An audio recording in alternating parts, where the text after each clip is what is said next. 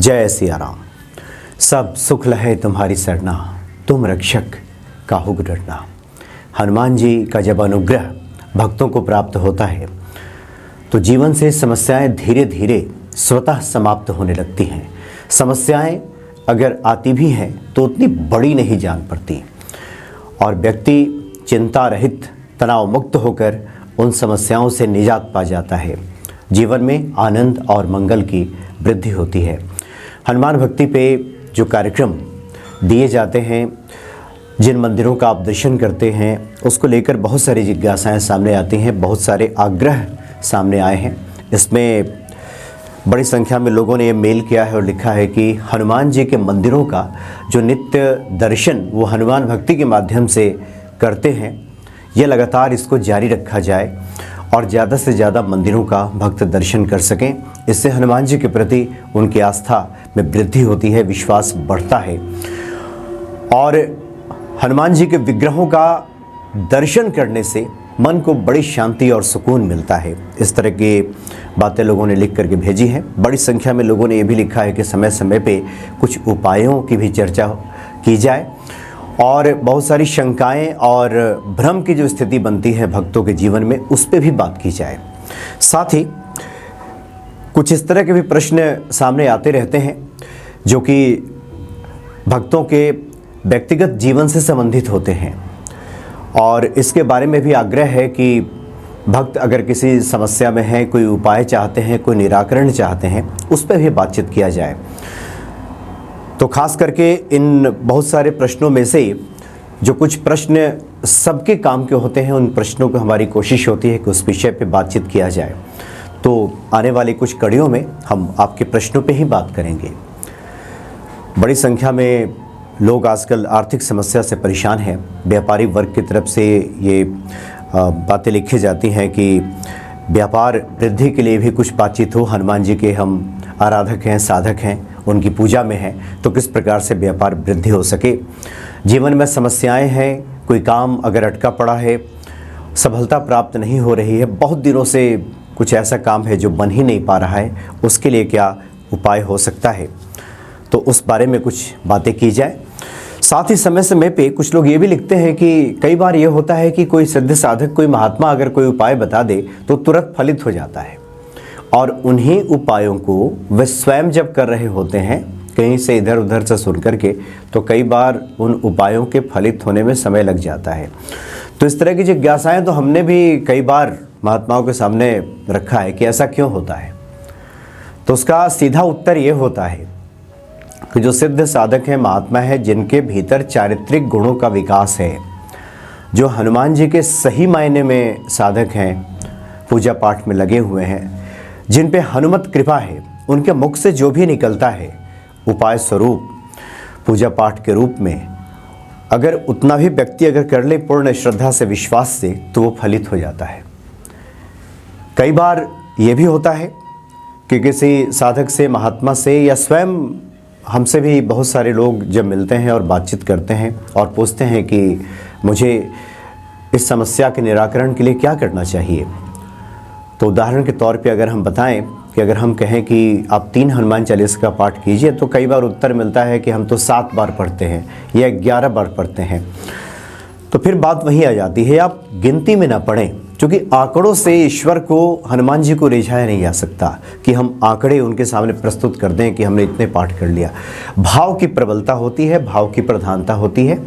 और सबसे बड़ी बात यह है कि अगर आपने किसी से पूछा है, किसी से जाना है, किसी पे विश्वास है, तो उसके कहे अनुसार उतना कर लीजिए। अगर कोई महात्मा, कोई संत, कोई साधक मिले, आप भले ही 51 पाठ करते हों, लेकिन वो महात्मा जी कह दें कि 3 पाठ कीजिए, तो आप आंख मूंद कर विश्वास करके 3 ही पाठ कर लीजिए, उसी से कल्याण हो जाएगा। क्योंकि किसी भी साधक, किसी भी महात्मा, जो व्यक्ति बता रहा है, उसके ऊपर अगर हनुमान जी की कृपा है तो एक तरह से उसकी लाज भी हनुमान जी को रखनी होती है। ये बहुत गहरी बातें हैं, कभी इसके बारे में हम विस्तार से बात करेंगे। हम सिर्फ अभी ये बता रहे हैं कि विश्वास और श्रद्धापूर्वक अगर हम कर लें किसी के बताने अनुसार, जिस पे हमारा भरोसा है, तो कई बार हमारा काम बन जाता है। तो जिसके जीवन में भी इस तरह की कठिनाई है, परेशानी है, बहुत सारे जो समस्याएं आप लोगों ने लिख करके भेजा है, और अभी जो मेरे स्मरण में आ रहा है, बहुत सारी बातें समय समय पे महात्माओं द्वारा बताई जाती हैं, कुछ रिकॉर्ड होती है, कुछ नहीं हो पाती। समय समय पे उसको हमारी कोशिश होती है कि आप लोगों के साथ साझा किया जाए। तो एक 21 दिन की साधना की हम बात करेंगे हनुमान जी की। और किष्किंधा कांड में उस चौपाई के बारे में आपने पहले से भी सुना है, कवन सुकाज कठिन जग माही, जो नहीं होई तात तुम पाही। यह हनुमान जी से कहा जा रहा है। जामवंत जी कह रहे हैं हनुमान जी से कि हे हनुमान जी, आप चाहें तो क्या नहीं कर सकते हैं? कौन सा ऐसा कठिन कार्य है जो आप नहीं कर सकते? बस आपके चाहने भर की देर है। आप में इतना सामर्थ्य है, आप बल बुद्धि के निधान हैं। बस आप एक बार कृपा तो करें, चाहें तो। आपके चाहने से सब हो सकता है। कोई भी ऐसा कठिन कार्य नहीं है जो हनुमान जी नहीं कर सकते। इसलिए हम बार बार कहते हैं कि हनुमान जी की पूजा आराधना से सब संभव है। सब यानी सब, अगर हनुमान जी कृपा करते तो। जब तक कृपा नहीं हुई है तभी तक देर है। जब कृपा हो जाती है, जिस क्षण कृपा हो जाती है, सब संभव हो जाता है। कुछ भी असंभव, कुछ भी मुश्किल नहीं है। हनुमान जी के लिए कुछ भी असंभव नहीं है। तो कवन सुकाज कठिन जग माही, जो नहीं होई तात तुम पाही 21 दिनों की एक साधना है, जिसके बारे में हम चर्चा करेंगे। और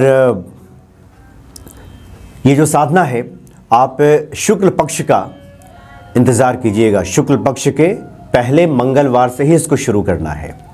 बहुत लोग प्रश्न फिर पूछते हैं कि क्या हम कृष्ण पक्ष से कर लें, शनिवार से कर लें? तो देखिए, हनुमान जी की पूजा तो आप कभी भी कर सकते हैं, लेकिन किसी विशेष साधना की जब बात की जा रही है तो जो समय बताया जा रहा है, जो तिथि बताई जा रही है, उसके अनुसार ही कीजिए तो ज़्यादा अच्छा है। क्योंकि एक बार फिर से हम दोहराएंगे कि जो व्यक्ति बता रहा है, जहाँ से बातें निकली है, कही गई हैं, उस अनुरूप में उसको स्वीकार कर लिया जाए तो ज़्यादा ये कारगर साबित होती है। इसलिए शुक्ल पक्ष के मंगलवार का इंतज़ार कीजिए। शुक्ल पक्ष के पहले मंगलवार को आपको हनुमान जी के मंदिर में जाना है। ऐसे हनुमान जी के मंदिर में जहाँ पे दक्षिण मुखी हनुमान जी हों, हनुमान जी दक्षिण की तरफ देख रहे हों। ऐसे बहुत सारे मंदिर हैं, मिल जाएंगे, आप कहीं भी ढूंढेंगे तो। हर शहर में है, गाँव में भी है। अगर किसी एक गांव में नहीं है तो 2-4 गांव में कहीं आप देखेंगे तो कोई ना कोई ऐसा मंदिर जरूर होगा जहां हनुमान जी दक्षिण की तरफ देख रहे होंगे और आपका मुख उत्तर की तरफ हो जाएगा।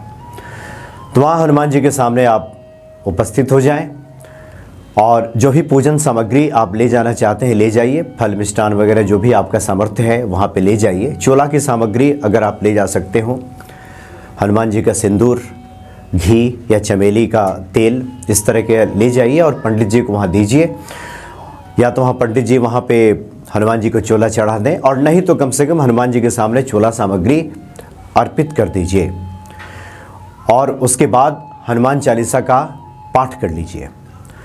हनुमान चालीसा का एक पाठ करने के बाद वहाँ दीपक वगैरह जला दीजिए। और उसके बाद 2 चौपाइयों की हम चर्चा करेंगे। ये बड़ा ही मतलब शीघ्र फलदायी ये चौपाइयाँ हैं। एक तो है कि विश्व भरण पोषण कर जोई, ताकर नाम भरत अस होई। और दूसरा, कवन सुकाज कठिन जग माही, जो नहीं होए तात तुम पाही। इन दोनों में से कोई भी एक चौपाई को आपको जपते हुए दक्षिण मुखी हनुमान जी की 108 परिक्रमा करना है। 108 बार, यानी क्लॉकवाइज, जिस प्रकार घड़ी की सुई चलती है उसी प्रकार से 108 बार परिक्रमा करनी है। मंदिर की परिक्रमा, यहाँ सिर्फ मंदिर की परिक्रमा करनी है, हनुमान जी की परिक्रमा करनी है जो दक्षिण मुखी हनुमान जी हैं। 108 परिक्रमा, और 108 परिक्रमा गिननी है, परिक्रमा की गिनती करनी है, मंत्र की चौपाई की गिनती नहीं। और 108 परिक्रमा करते हुए इन दोनों में से कोई भी एक चौपाई आपको जप करना है। विश्व भरण पोषण कर जोई, ताकर नाम भरत अस होई, कवन सुकाज कठिन जग माही, जो नहीं होई तात तुम पाही। और इस तरह से आपको उस मंगलवार को, शुक्ल पक्ष के पहले मंगलवार को 108 परिक्रमा हनुमान जी की करनी है। और उसके बाद वहाँ पे हनुमान जी का पूजन करके, उनसे क्षमा प्रार्थना करके, और जो भी मनोकामना है ये उनके सामने कह करके, और फिर आपको घर वापस आ जाना है। और अगले दिन से फिर मंदिर में नहीं जाना है, अपने घर पे ही जहाँ पे हनुमान जी विराजित हैं वहाँ पे उनका पूजन करके, दीप जला करके, कुछ भोग वगैरह वहाँ चढ़ा करके, अगर आप किशमिश वगैरह भी रखते हैं दाने, या फिर गुड़ चना रखते हैं वही चढ़ा करके वहाँ पे, और लाल आसन बिछा करके, और मूंगे की माला से या फिर लाल चंदन की माला से 11 माला प्रतिदिन उसी चौपाई का जप करना है। 11 माला लाल चंदन की माला से या मूंगे की माला से। लाल चंदन या मूंगे की माला नहीं मिले तो कर माला का इस्तेमाल कीजिए, हाथ से गिनती होनी चाहिए। 11 माला का जप किया जाता है और 21 दिनों तक लगातार ही करना है। मंदिर पहले ही दिन, अगर प्रतिदिन दर्शन करने जाएं तो जाएं, लेकिन हनुमान जी, दक्षिण मुखी हनुमान जी की जो परिक्रमा करनी है वो पहले मंगलवार को कर लें, और बाकी अन्य दिन दर्शन करने आप जाना चाहते हैं तो जा सकते हैं, लेकिन घर पे 11 माला इस मंत्र का जप करना है। और इन 21 दिनों में जितने भी मंगलवार आएंगे उस मंगलवार को आपको मंगलवार का व्रत करना है और एक ही समय भोजन करना चाहिए, फलाहार करना चाहिए। जिस मंगलवार से आप शुरू करेंगे उस दिन भी आप व्रत में ही रहेंगे, उस दिन भी फलाहार करेंगे, और बाकी बीच में 21 दिनों तक आपको लगातार करना है मंगलवार से। जितने भी मंगल आएंगे बीच में उस मंगल को आपको व्रत रखना है, और इस तरह से 21 दिनों की साधना पूरी होगी। और 21वें दिन फिर आपको हनुमान जी के मंदिर में जाना है, हनुमान जी का विधिवत पूजन करना है, और फिर एक बार चोला सामग्री हनुमान जी को भेंट कर दीजिए वहाँ पे, और उसके बाद हनुमान चालीसा का पाठ कीजिए। और साथ में एक नारियल, जो पानी वाला नारियल होता है, वो भी साथ में ले जाइए, और 7 बार अपने सर के ऊपर से घुमा करके नारियल वहीं पे फोड़ दें, और उसके बाद हनुमान चालीसा का पाठ करके, हनुमान जी से प्रार्थना करके, मंगल कामना करते हुए जो भी आप चाहते हैं, तो निश्चित तौर पे हनुमान जी उस मनोकामना को पूरी करते हैं। और इन दिनों में सात्विकता का विशेष ध्यान रखना है। 21 दिनों ब्रह्मचर्य का पालन करना, सात्विक भोजन करना, और ऐसा कोई कार्य ना करें कि चिंतन से हनुमान जी अलग हो जाए और चिंतन में विषयों का चिंतन शुरू हो जाए। इसलिए आवश्यक है कि हनुमत चर्चा, हनुमान जी से संबंधित बातें, सुंदरकांड का श्रवण, इस तरह की चीज़ें करना चाहिए, जैसे कि हनुमत जो स्वरूप है वो मन में बना रहे। तो ये 21 दिनों की एक साधना है, ये आप कीजिए, निश्चित तौर पे हनुमान जी फलाफल की प्राप्ति कराएंगे। तो जो लोग इस तरह के प्रश्न भेजते हैं कि हम बहुत परेशानी में हैं, कोई रास्ता नहीं मिल रहा, वो ये काम कर सकते हैं। बहुत सारे लोग विदेशों से भी इस तरह से लिख करके भेजते हैं। बहुत सारी महिला भक्तों की तरफ से आजकल काफ़ी इस तरह के प्रश्न प्राप्त हो रहे हैं कि जीवन में पारिवारिक कलह है, इस तरह की समस्याएं हैं। अब उनके तरफ से एक बात आ सकती है कि हम वहाँ हनुमान जी का मंदिर कहाँ ढूंढें विदेशों में, और वहाँ दक्षिण मुखी हनुमान जी कहाँ मिलेंगे। अगर वहाँ पे अगर हनुमान जी, दक्षिण मुखी हनुमान जी नहीं मिल रहे हैं तो चिंता की कोई बात नहीं है। तब तक आप हनुमान चालीसा का पाठ ही कीजिए। आगे कड़ी में हम कुछ ऐसे उपाय भी बताएंगे जो कि घर पे भी किया जा सकता है। तो इस तरह से हनुमान जी की आराधना करें, हनुमान जी का नित्य जप करें, हनुमान चालीसा का पाठ कीजिए। ये कोशिश कीजिए कि हनुमान जी हमेशा चिंतन में बने रहें। निश्चित तौर पे हनुमान जी संकटों का निवारण करेंगे, क्योंकि संकट मोचन है हनुमान जी। जय सिया राम।